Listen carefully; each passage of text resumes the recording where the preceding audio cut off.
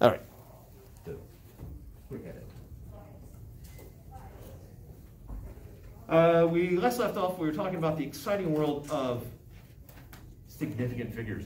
And most of you sort of figured it out or worked your way through it. I do want to at least go over multiplication, division, addition, subtraction. Excuse me.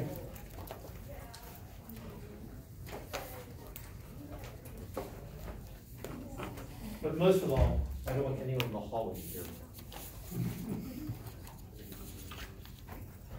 All right, so for addition, it's not the number of significant figures that matters, it's how far precision it goes down. So if I have 5.37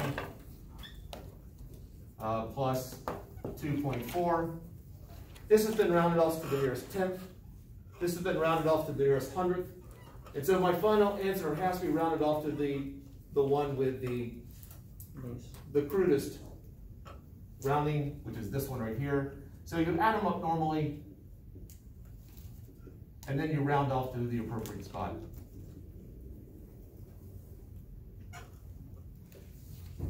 By that token, if I've mowed 1,000 lawns in my lifetime, and then I mow one more, what it comes down to is that 1,000 significant? Did I actually mow exactly 1,000, or that's a rounded off number? And presumably it's rounded off.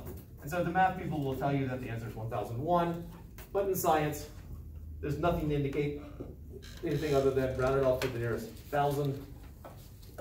This would be presented as 1,000. That one sort of gets swallowed up in the crude approximation we did to get this number. Subtraction rules are the same. So you can legitimately, with significant figures, write 1,000 minus 1 is equal to 1,000. For the math purists, yeah, that's just going to drive you crazy. And then round off. The significant figures is about presentation. With multiplication and division, that's when we care about the number of significant figures. 5.32, how many significant figures? 33. How many significant figures? 4. Which is the smaller number? 1, 3. Yes. And so therefore my final answer will have 3 significant figures, whatever that happens to be. Just for a sense of closure, it's going to bug me. What is this? Multiplication. You mean like multiply? Yeah. 5.73496. 5.73496? Mm-hmm. And so therefore, how would you present your final answer? 5.73. Yeah, that's it. There's a desire. There's that strong desire just to keep going. Because you got calculators. It's not like you're using slide rules here. So you're not required to put it in scientific notation? No. Okay. If you wish to, go for it.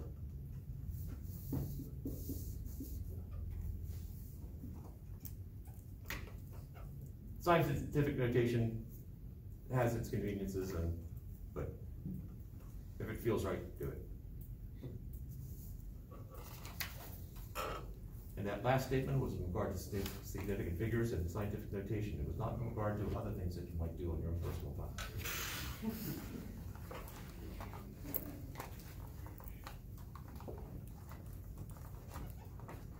All right.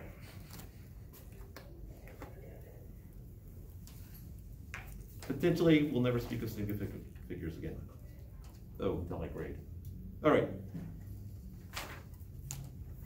Trig. I was about to sort of shift topics drastically here. Any questions on sig figs before we talk about trig?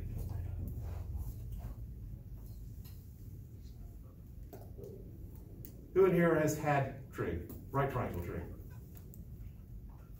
So it is most but not all. For those who have had it, just sort of go along. If you understand it and you're good with it, then just sort of pay attention, but just we'll get past it. For those who have never had it, here's the trig that you need to know.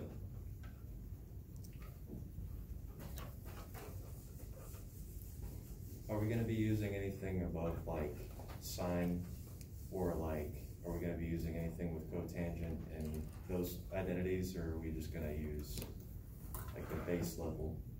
Sine, cosine, tangent, and then the inverse functions. Okay, okay.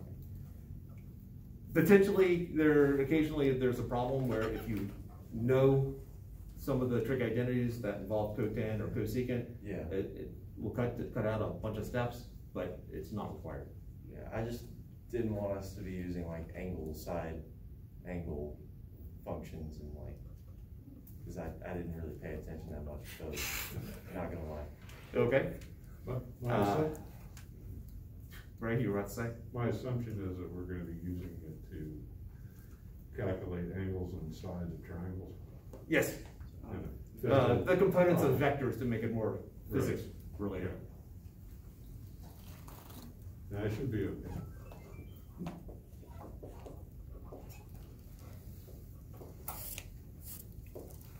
Some of you might be more familiar with the Secotoa.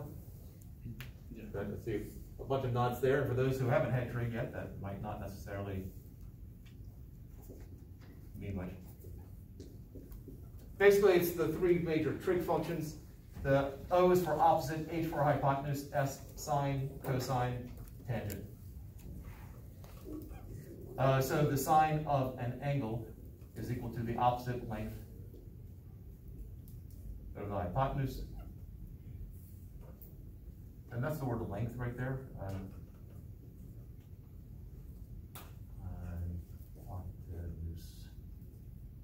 length.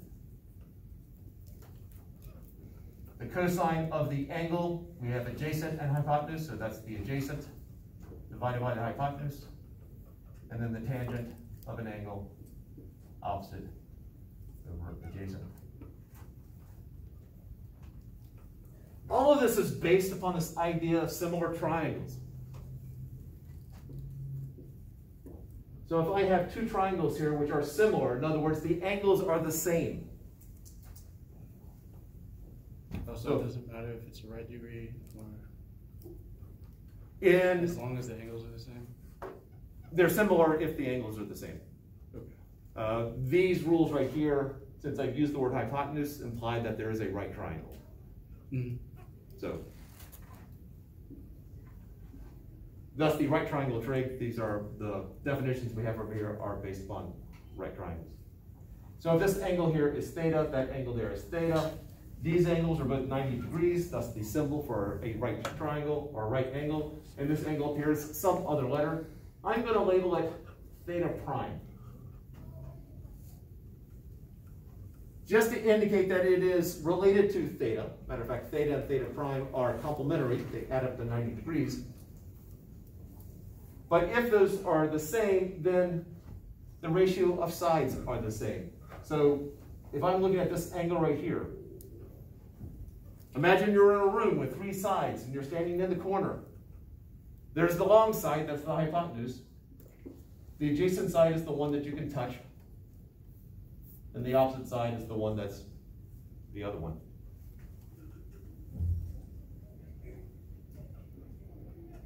So if this is a 3, 4, 5 triangle, and that is 6, well, if the angles are the same, then, well, if I double that one, I'm going to double that one.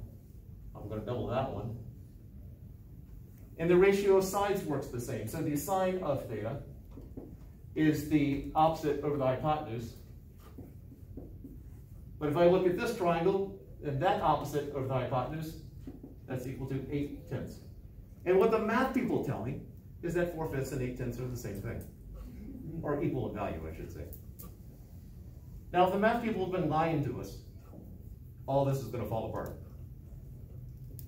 So we have to trust them.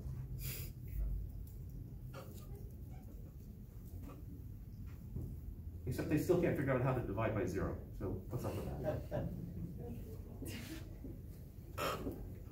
Cosine of theta is the adjacent side over the hypotenuse, so that would be 3/5.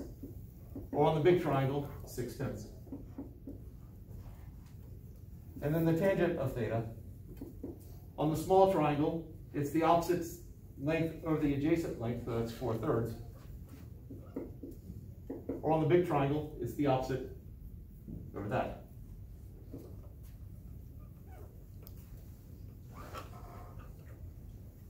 if we did it from the theta prime point of view, if we did it from this angle up here, well, my opposite and adjacent switch. So the sine of theta prime is the opposite to that angle, which is 6 over the hypotenuse, 6/10, or 3/5. And that happens to be the same as the cosine of theta.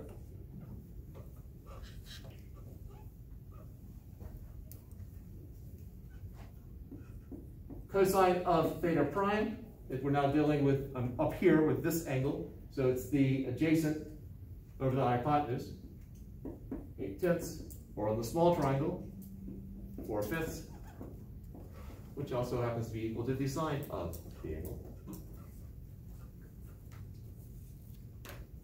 And then the tangent of theta prime, the opposite over the adjacent, 6/8 or 3/4.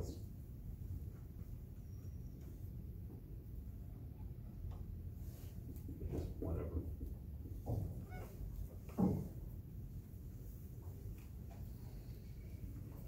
So knowing just the basic trig functions, we'll be using it enough that it should become second nature for all of you.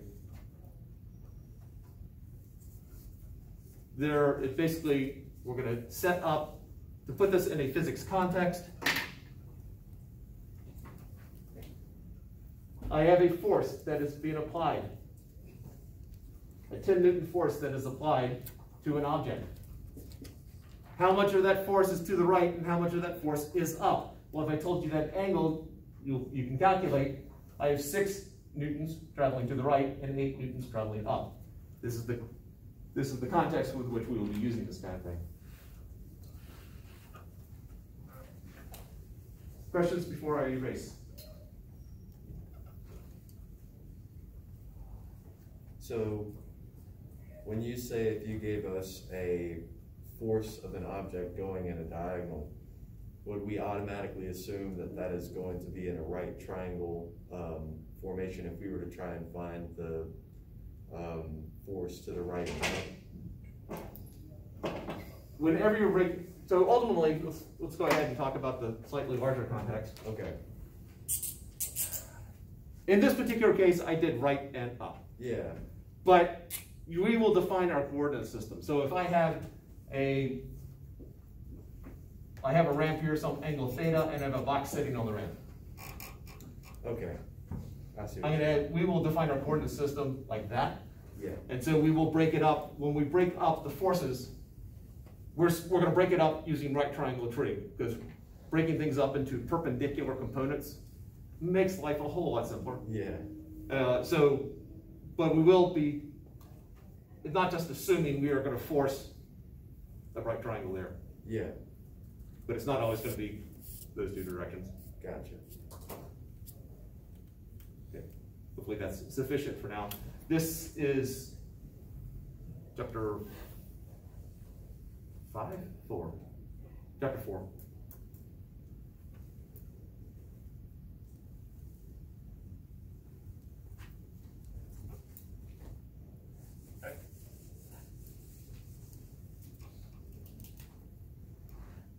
Now, let's stick with this for just a little bit longer.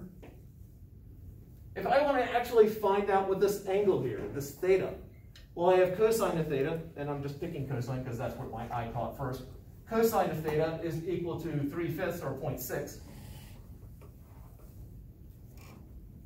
So to find theta, like you have to do with almost all algebras, you need to isolate your variable here. So we need to undo it. We need to free it of whatever's attached to it right here. If I had a plus sign in front of it, I would probably do some subtracting. Or if I was adding something to it, I would subtract. If I were dividing by something, I would multiply. Just returning some supplies. Thank you. And so the opposite of cosine, or the way you get rid of cosine, is inverse cosine. Now, I'm going to do it to both sides because the math people tell me I have to. So I'm going to do arc cosine. Oops, lost a C there. Arc cosine of theta is equal to the arc cosine of 0.6. So I'm doing the exact same math operation to both sides. Arc cosine and cosine cancel each other out, and I'm left with theta. And over here, I have arc cosine of 0.6. Now, most of you probably have calculators that do not have arc cosine that explicitly. My calculator took it one step further, and they, instead of writing arc cosine, they write a cosine and of 0.6. And that tends to be the way that I will write it. But most of your calculators probably don't have ACOS on there. You'll have COS with a -1.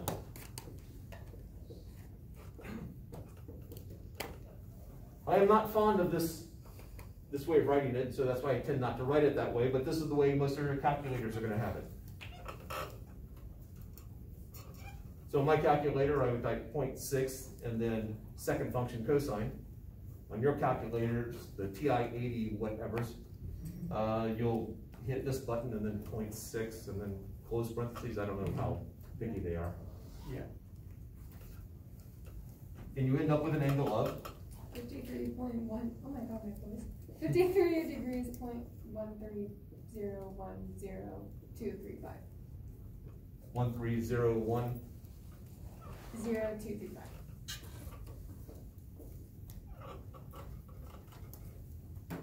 Is this correct?